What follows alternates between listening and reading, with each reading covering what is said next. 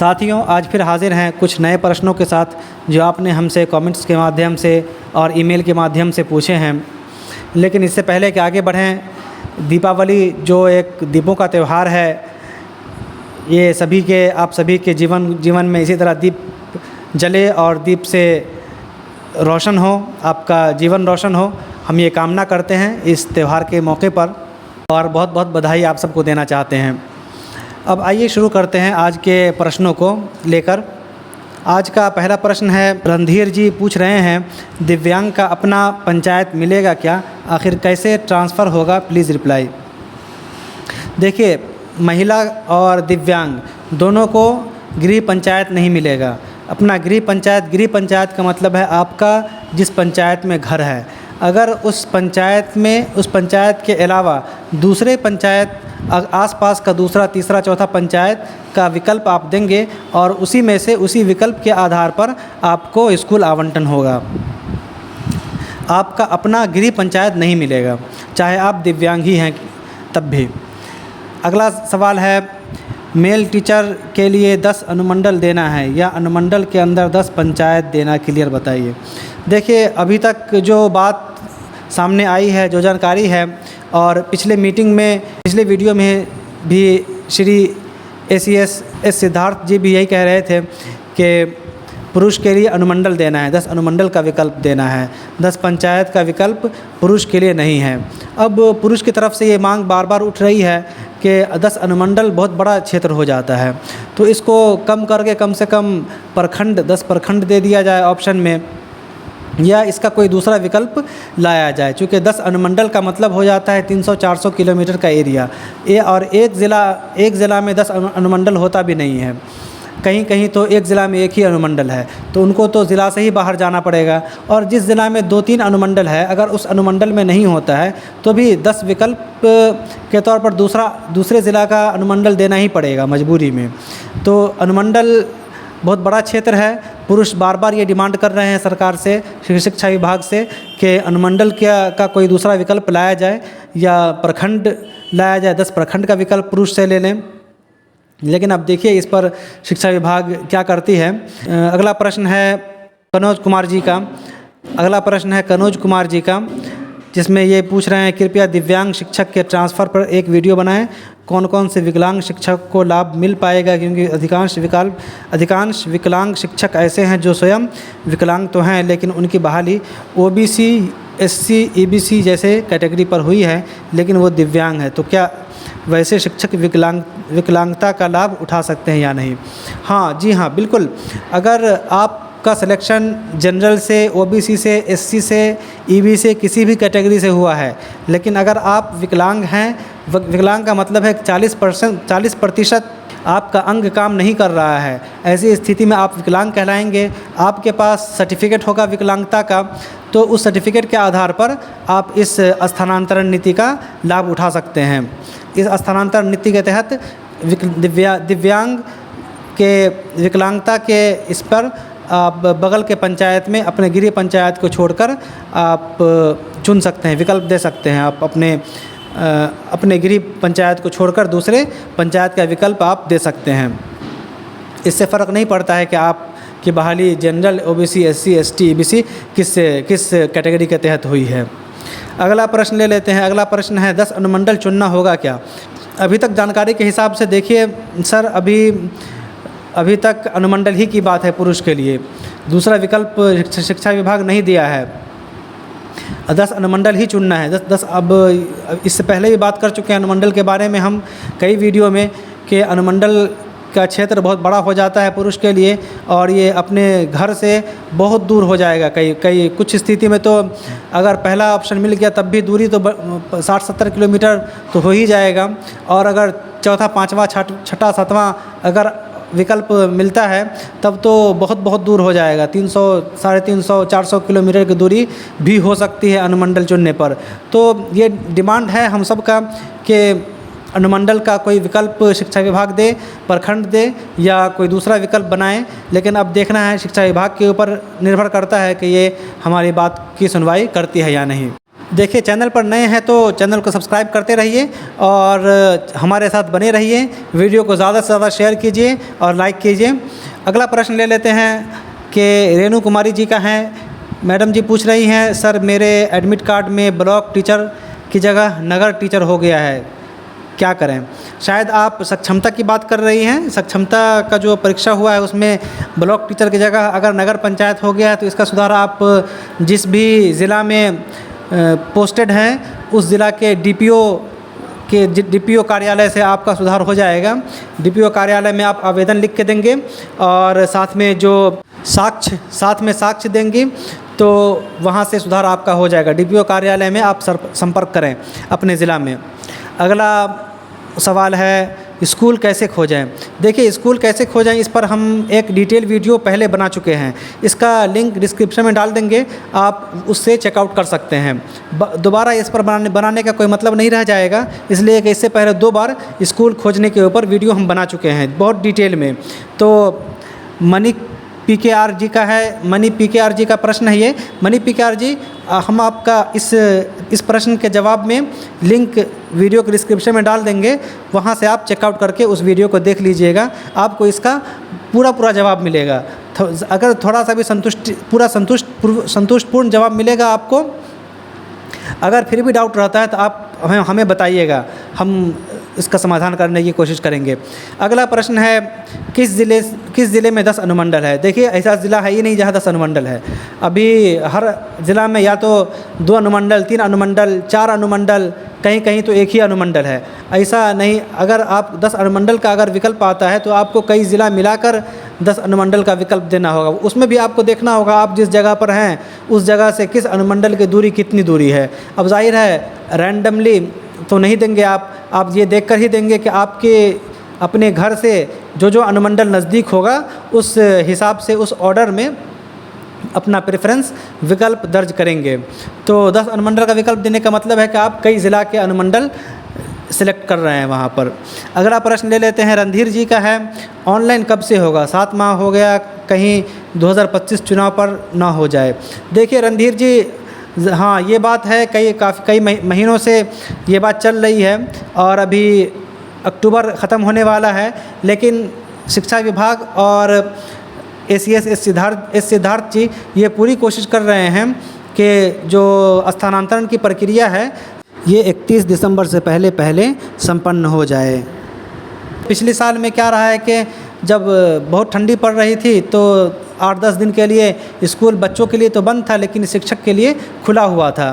तो इस बार हो सकता है शिक्षक के लिए भी बंद कर दें 10-15 दिन के लिए, और उसी 10-15 दिन में सबको सेटलमेंट होने का मौका मिलेगा।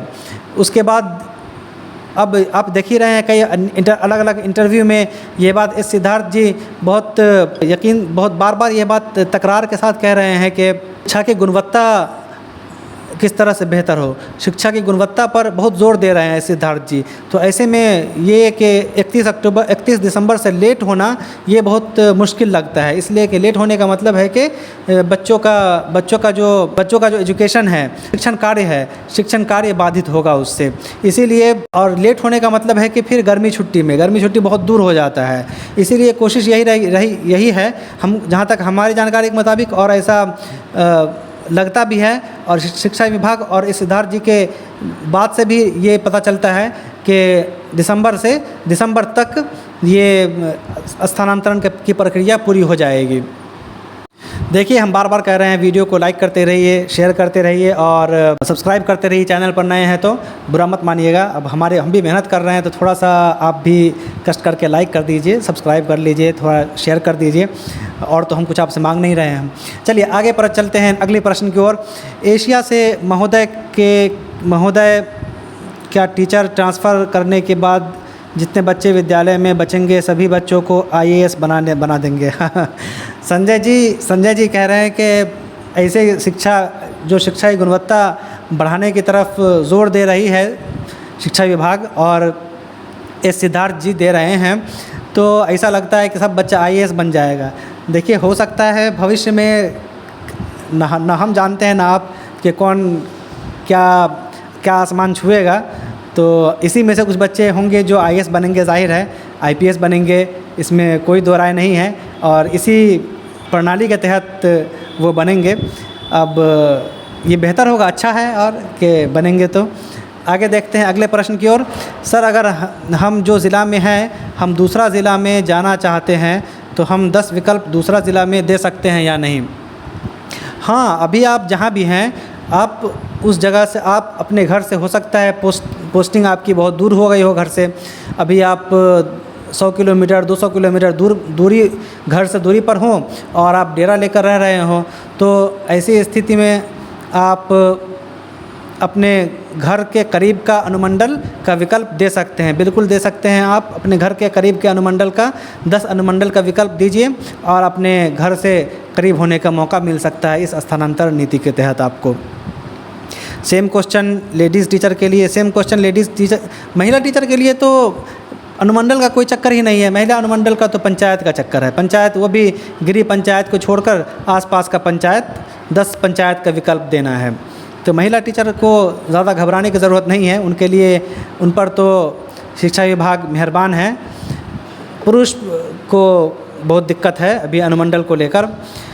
अब देखना है कि शिक्षा विभाग पुरुष के लिए कुछ और विकल्प लाता है, कम से कम प्रखंड का विकल्प लाए तो सभी शिक्षक के लिए आसानी हो जाएगी। लेकिन अब देखिए, डिपेंड करता है, शिक्षा विभाग पर निर्भर करता है क्या करते हैं वो लोग। अगला प्रश्न ले लेते हैं संजय कुमार जी का है।